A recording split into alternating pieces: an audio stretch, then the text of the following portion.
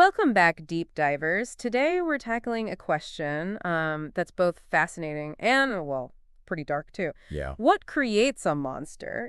What pushes someone over that edge? Right, like what turns someone into A uh, serial killer. a serial killer. Exactly. And we're going deep, deep, deep into this with an article about 15 infamous serial killers. Okay. So we're talking all the way from the 1600s to like right now. Wow. We'll try to understand what made these figures tick and how maybe the times they lived in played a role. Fascinating. It is, right? So before we jump into the specifics, let's just, put it out there. What makes a serial killer and why are we like also drawn to these stories? It's a tough question, really. There's no easy answer. I mean, is it their genes or how they were raised, mental illness, Right. or is it something else entirely? Right. I think each case, it's like its own little puzzle. Yeah. Okay, so to kick things off, let's go way back, like 1600s. Okay. Elizabeth Bathory, the Blood Countess. Ooh. She's actually in the Guinness Book of World Records as the most prolific female murderer. Yeah, you see that number of 600 victims thrown around a lot, but 600. yeah, but a lot of those accounts, they're not exactly reliable. Oh, okay, okay. Bathory was a powerful woman in Hungary. Back then, I mean, some historians think it might have been kind of set up, like people made up stories to make her look bad for political reasons. Oh, are you saying like all that stuff about her bathing in the blood of young women Yep. to stay young? That could be a lie. Well, we may never know for sure, but it was a time when, blood and youth, they were seen as kind of magical Right. and powerful. You still see that today, right? Like with anti-aging creams and all that. Oh, yeah, yeah, totally. So maybe Bathory was a monster, or maybe she was, just a victim of like society's obsession with staying young and powerful. Okay, wow, that's a lot to think about. It is. But speaking of blurring the lines between truth and myth, let's talk about Belle Gunness. Okay. This is like straight out of horror movie. Really? Picture this: 9908 farmhouse engulfed in flames, and they find the remains of, get this, over 40 victims. Wow. Yeah, right. And a lot of them were men who answered like Lonely Hearts ads, promise love, a new life, all that. So she lured them in. Oh yeah, and they'd bring like all their money. Hmm. Using charm to hide a darker side. Right, classic. But here's the kicker. After the fire, poof, she's gone. Gone. Vanished. So what, did she, like, fake her own death? Maybe. Or maybe she, died in the fire and no one ever, like, officially identified her remains. It's a mystery. Adds to the whole, the legend, I guess. Right. Total enigma. Okay, but shifting gears a bit, we're going to talk about a guy who was all about meticulously planned crimes. H. Holmes. You ever heard of him? Oh, yeah. America's First Serial Killer, right? Bingo. The Murder Castle in Chicago. Yes, that place was like something out of like a nightmare. Secret passages, gas chambers. He even had a crematorium in there. I know, right? He'd lure people in, mostly young women, with the promises of jobs, places to stay, all that. So he was like a master manipulator. Oh, absolutely. And to think this was all happening in the 1890s. That's scary. And it's still so fascinating to people. It is, right? I mean, it even inspired that book, The Devil in the White City. Have you read that? Yeah, yeah. And get this, no one knows the exact number of victims. Could be anywhere from 20 to 200. 200. But he did confess to 27 murders before they hanged him in 96. Wow, that's just chilling. Okay, so from a killer with like a whole murder castle, we're moving on to a mystery that's, well, it's basically all mystery. Okay. Jack the Ripper. Ah, Jack the Ripper. Right. Even after like almost 140 years, it's still Terrifying. terrifying. Yes, 5 women murdered in London, letters to the police, and we still don't know who he was. The ultimate unsolved case. It's like he tapped into some like deep fear in Victorian society. The darkness, the fog, a killer who just vanishes. Yeah, that's what's so fascinating, right? We love a good mystery, and this one, it's like the ultimate puzzle. Exactly. And every few years, there's a new theory, right? Like, I remember reading about that cigar maker recently. Oh, yeah, and wasn't there something on TikTok about, Edgar Davis. yeah, Edgar Degas being the Ripper? Yeah, I mean, come on, that's a bit much. A little far-fetched, maybe. But it's like, because we don't know, people can just keep guessing. Exactly. Okay, well, from 1888 London, we're jumping ahead to the 1960s. Boston, another city, another shadowy figure, the Boston Strangler. Right, Albert DeSalvo. His story's pretty tragic. Rough childhood, and then the whole confession thing, well, it's still debated. Right, he said he killed 13 women, but But there were doubts. yeah, and he died in prison in 73, so we'll never really know for sure. And it wasn't just the confession. The victims, the way they were killed, it was different in some cases. Maybe it wasn't just him. some experts think there might have been, more than one person involved. Whoa, okay, that's even more complicated. It is. Okay, well, from a mystery with maybe multiple killers, we're moving on to a case that's just, creepy. Creepy how? The killer clown, John Wayne Gacy. Oh, wow. Yeah, he was quite a character. On the surface, anyway. Right, I mean, entertaining kids as Pogo the Clown while, secretly murdering people. At least 33 young men and boys. It's terrifying to think about. Totally. This was between 72 and 78, and he buried a lot of his victims under his house in suburban Chicago. Normal family man by day, serial killer by night. It's like the ultimate deception, and he was executed in 94. Right. I don't know why, but I always think about that last meal he requested. Fried chicken, shrimp, French fries, and strawberries. Strawberries. That's a interesting choice. Right. What do you think it means? Like a last act of defiance or something else? It's hard to say. I mean, psychologists still debate what those last meal requests mean. Could be comfort, maybe wanting control, or who knows, maybe even a dark sense of humor. Okay, so from a killer clown to, get this, a game show contestant. Rodney Alcala, he was actually on the dating game in 78. You're kidding. Nope. And the woman he was matched with, she turned down the date, said he was creepy. Good instincts. Right. Talk about dodging a bullet. Yeah, because, I mean, he was already killing people then. He was. And he was eventually convicted of 9 murders, but some think the real number's way higher, like 50, maybe even over 100. Chilling. And it goes to show you can't always tell who's dangerous just by looking at them. Exactly. Okay, now to another guy who hid in plain sight for a long time. Dennis Rader, the BTK killer. Right, BTK, bind, torture, kill. Terrorized Wichita, Kansas for over 30 years. He was a family man, church leader. No one suspected a thing. I know, right? And the way he, haunted the police, sending them letters and even poems about his crimes. It was like a game to him. He needed the attention. It's actually a psychological condition, hybristophilia. Hybrista what? Hybristophilia, it's when someone's sexually aroused by people who commit crimes, especially violent ones. Okay, wow. So he got off on the attention. Yeah, it fed his ego. And even after they caught him in 2005, he kept writing letters from prison. Can't let go of the spotlight, huh? Seems like it. Okay, so another disturbing pattern here is these guys blending into normal life. It's pretty unsettling, to be honest. It is. It's like a reminder that you never really know who you're dealing with. That's true. Okay, and speaking of unsettling, we have to talk about, probably the most famous serial killer of all time, Ted Bundy. Ted Bundy. Yeah, he's become the archetype, really. Why do you think he's still so, captivating to people? It's the contrast, isn't it? He was good-looking, smart, charming, and then you find out about the murders. It's shocking. Totally. And the way he manipulated his victims, pretending to be injured, stuff like that. Yeah, and he even represented himself in court. Right? That was wild. Was that another way to try and control things? Probably. It definitely turned the trial into a huge media event, like he was putting out a final performance or something. It's creepy to think about, he admitted to over 30 murders, but a lot of people think it was way more. Could be, yeah. And all the books, documentaries, even that movie with Zac Efron a few years back. It's like we can't get enough of him. Okay, well, from the American heartland to England again. This time we're talking about Peter Sutcliffe, the Yorkshire Ripper. Sutcliffe. 5 years, terrorizing northern England. 13 women murdered. Brutal, brutal crimes. And think about this. The police interviewed him 9 times before they finally arrested him. 9 times? Yeah, right. He was a truck driver, just blended right in. He didn't fit the profile they had in their heads. And then there were those false leads, that hoax tape, the letters. They really threw the investigation off. It's crazy how a case like that can just, consume so much time and resources. They spent over 2.5 million police hours on that case. 2.5 million. It makes you wonder, was it a failure of the system or just, bad luck? It's hard to say, really. There were definitely mistakes made, but there's always an element of chance in these cases. Okay, so from a case that maybe could have been solved sooner to one that's, it's a little different. Different now. David Berkowitz, the Son of Sam killer. Ah, yeah, Berkowitz. Terrorized New York City back in the 70s, shooting young couples in their cars. And the whole Son of Sam thing, claiming a demon dog told him to kill. Remember, this was New York in the 70s. City was on edge. People were scared. So this demonic dog story, it kind of fit into that fear of the unknown. I mean, did anyone really believe him? More than you'd think. Okay, but he later said he made it all up. He did. So what was the real motive? Was it his childhood? Loneliness?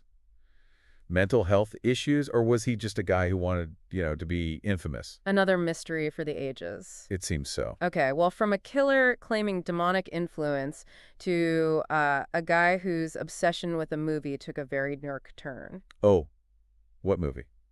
You ever seen Frenzy, the Hitchcock film? Yeah. Yeah, I think so. It's about a serial killer who strangles his victims. Oh, right. Well, Joel Rifkin, that was his inspiration. He confessed to killing 17 women, and he said that movie, it like really messed with his head. Wow, that's scary. How, like, fiction can bleed into reality like that. Right, especially for someone who's already, disturbed. It shows the power of what we consume, I guess, both good and bad. Okay, well, from a killer inspired by Hitchcock to a case that's just, honestly, one of the most disturbing I've ever read about. Which one? Jeffrey Dahmer, the Milwaukee cannibal. Dahmer? Yeah, his crimes were particularly gruesome. He murdered 17 men and boys. Necrophilia, cannibalism. He even kept body parts as souvenirs. Right, like he wanted to keep them with him forever. And he was planning to build a skull altar. It's like he wanted to create his own world where he was in total control. Exactly, and he was so methodical about it. The way he documented everything, it's just chillin'. It gives you a glimpse into a very dark part of the human psyche. Okay, from a case that's, well, almost too disturbing to talk about, to one that terrified a lot of people, Richard Ramirez, the Night Stalker. Oh yeah, Ramirez. He was pure terror, breaking into homes in California, seemingly random attacks. Men, women, children. He didn't seem to care, and he was into the occult. Right, he'd leave satanic symbols at the crime scenes. It's like he wanted to create like an atmosphere of fear and chaos. He did, but even though the attacks seemed random, there were patterns to his behavior. Like he usually targeted homes that were easy to get into. Right, right. And the level of brutality, it was excessive. So not just about the killing, more about inflicting pain. Seems like it. Thankfully, he was only active for a little over a year, but in that time, he did a lot of damage. What led to his capture? A combination of things, really. He got careless, left fingerprints, Okay.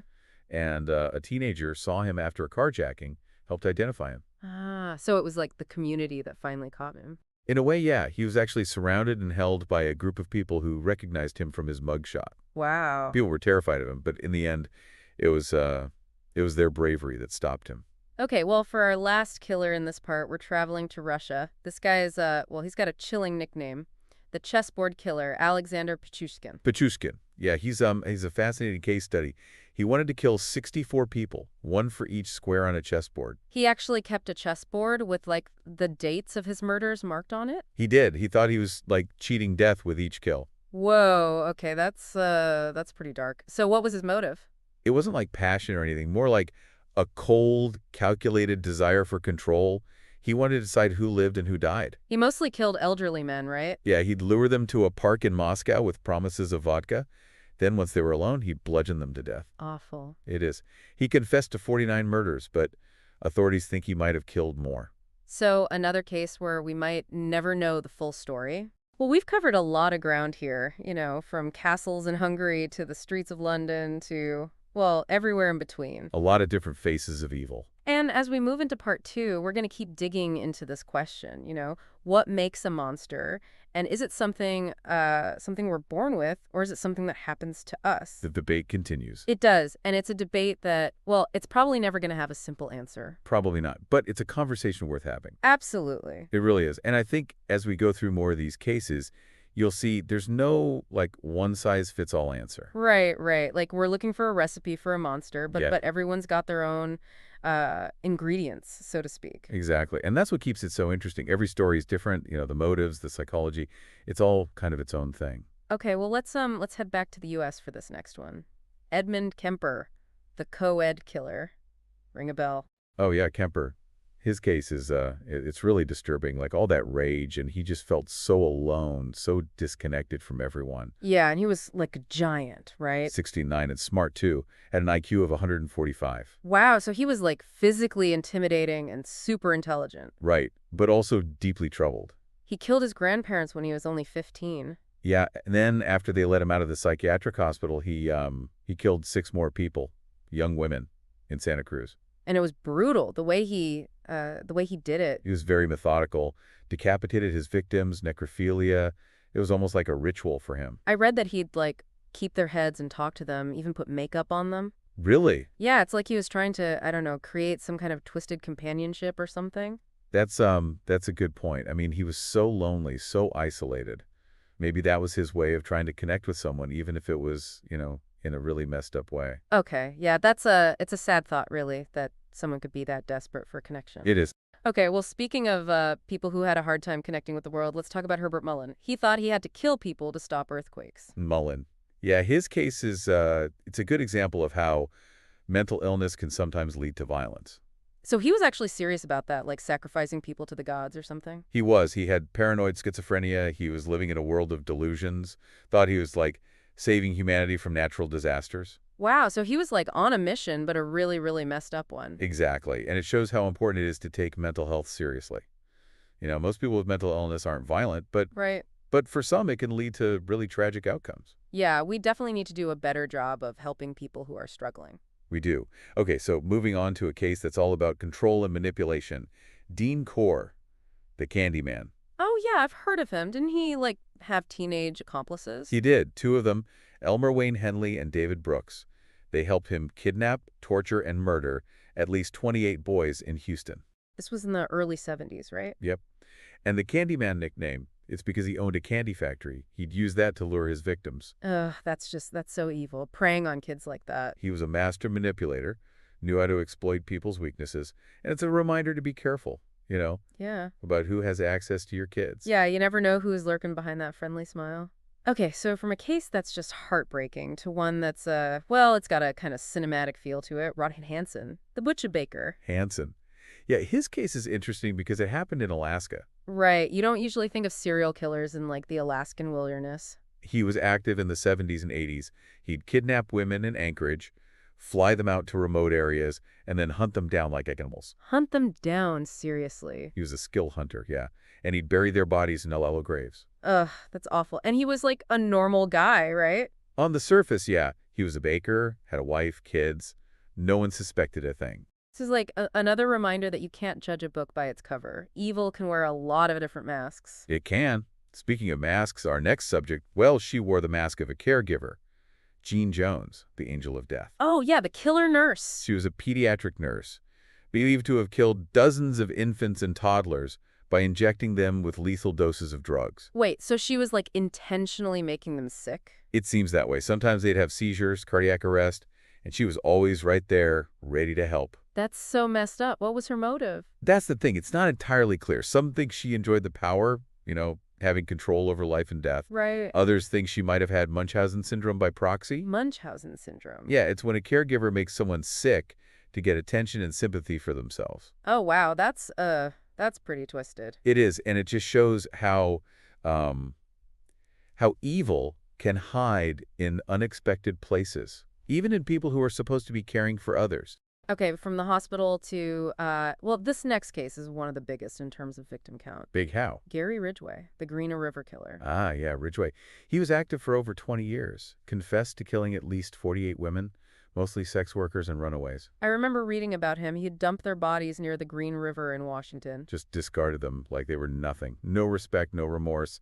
Just a chilling lack of empathy. It's awful, and it kind of makes you think about how society views those kinds of victims, like sex workers, runaways, they're often ignored or forgotten. You're right, and that probably helped him get away with it for so long. It's a reminder that we need to do better to protect those who are most vulnerable. Absolutely. Okay, well, for our next case, we're going to Russia. Okay. Andrei Chikatilo, the Rostov Ripper, one of the most brutal serial killers in history. Chikatilo, yeah. His case is, it's definitely not for the faint of heart. Over 50 victims, mostly women and children.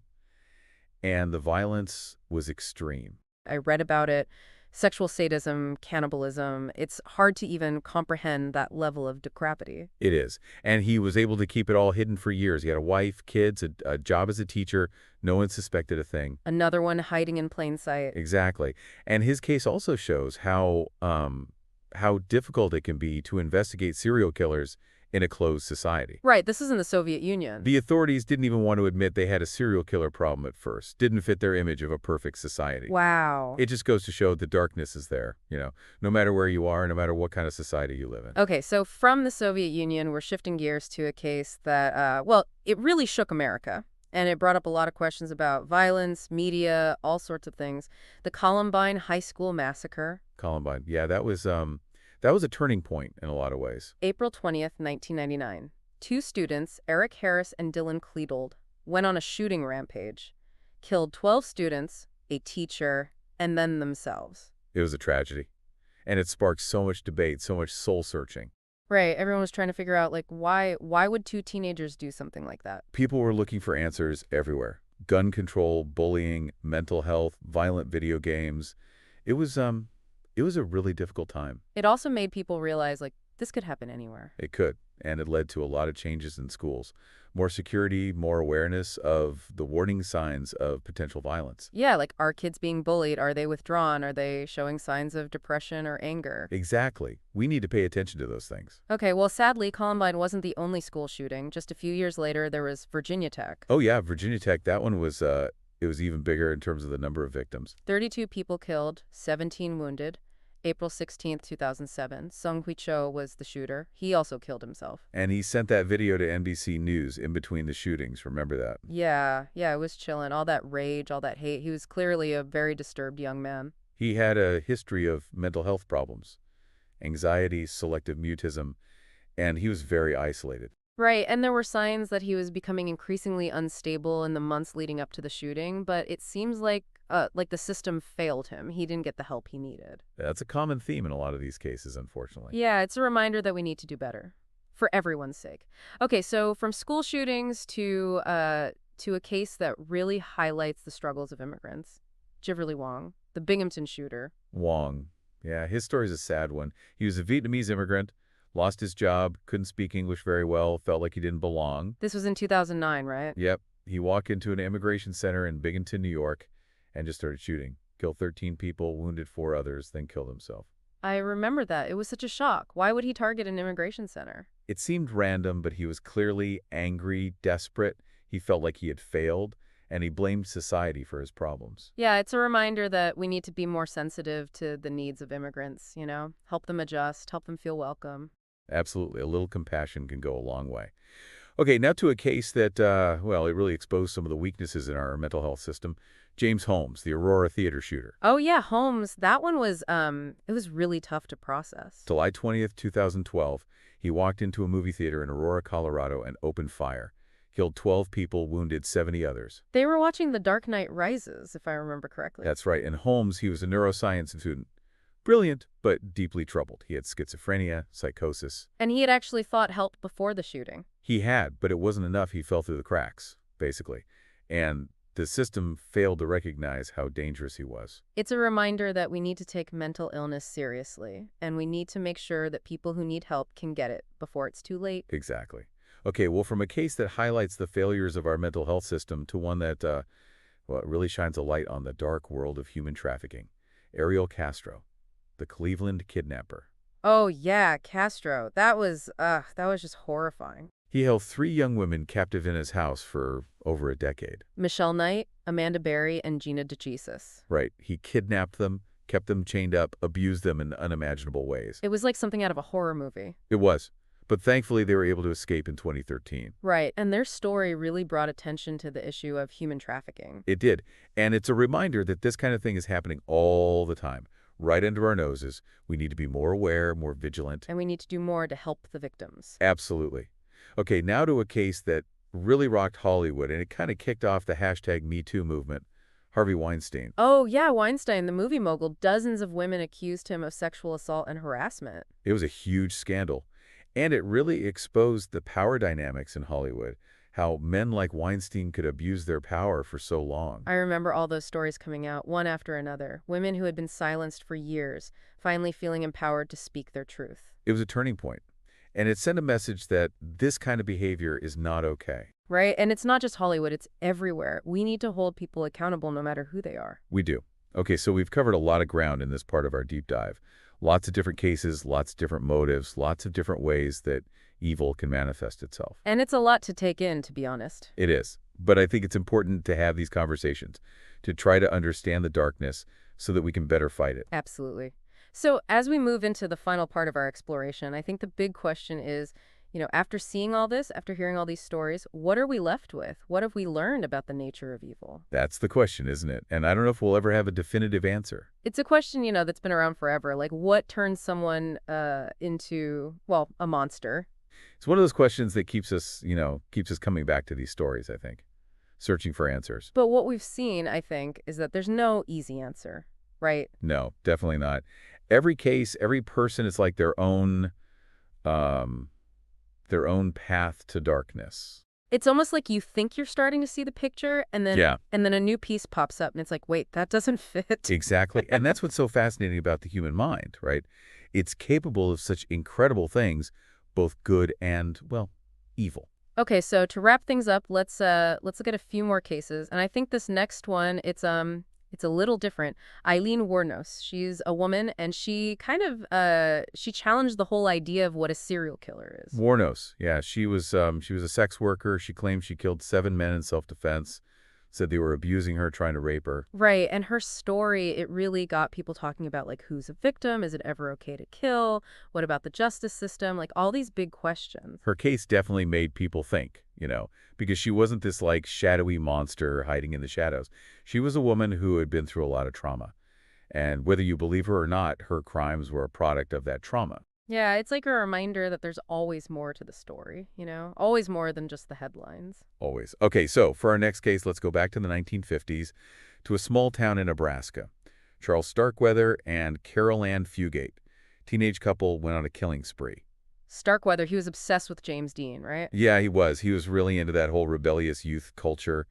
And the media at the time, they kind of made them into celebrities. Right, all those sensationalized stories, it probably didn't help. No, it probably didn't. And it made some people wonder if all that attention was actually encouraging other kids to do the same thing. So like a copycat effect. Exactly. It's a thing to think about, right? The power of media, the messages we send, the things we choose to glorify. Okay, well, from a case that kind of blurred the lines between criminals and celebrities to one that's just, well, it's still one of the biggest unsolved mysteries out there. Oh, which one? The Zodiac Killer. Ah, the Zodiac. Northern California, late 60s, early 70s. Claimed to have killed 5 people, but could have been more. And he sent all those letters, those codes, those ciphers. Taunting the police, the media, everyone. He wanted to be famous. He wanted to control the narrative. Right, and even though he was never caught, he's become like this almost mythical figure. He has. The mystery, the unknown, it's powerful. It keeps people fascinated, even after all these years. Okay, well, I think that's a good place to stop. We've covered a lot of ground in this deep dive. Lots of darkness, lots of questions, and, well, maybe not a lot of answers. Maybe not. But I think that's okay. Sometimes the questions are more important than the answers. They make us think, make us challenge our assumptions, make us look at the world in a new way. I agree. So what are we left with? After all this, what have we learned? Well, I think we've learned that there's no simple explanation for evil. It's complex, it's multifaceted, it's something that we may never fully understand. Right. But maybe that's not the point. Maybe the point is to keep asking the questions, to keep trying to understand, to keep searching for ways to prevent these kinds of tragedies from happening again. I think you're right. And maybe, just maybe, by talking about these things, by shining a light on the darkness, we can start to make a difference. I hope so. So, to all our deep divers out there, thanks for joining us on this journey. Keep exploring, keep asking questions, and keep the conversation going. And remember, even in the darkest of times, there's always hope.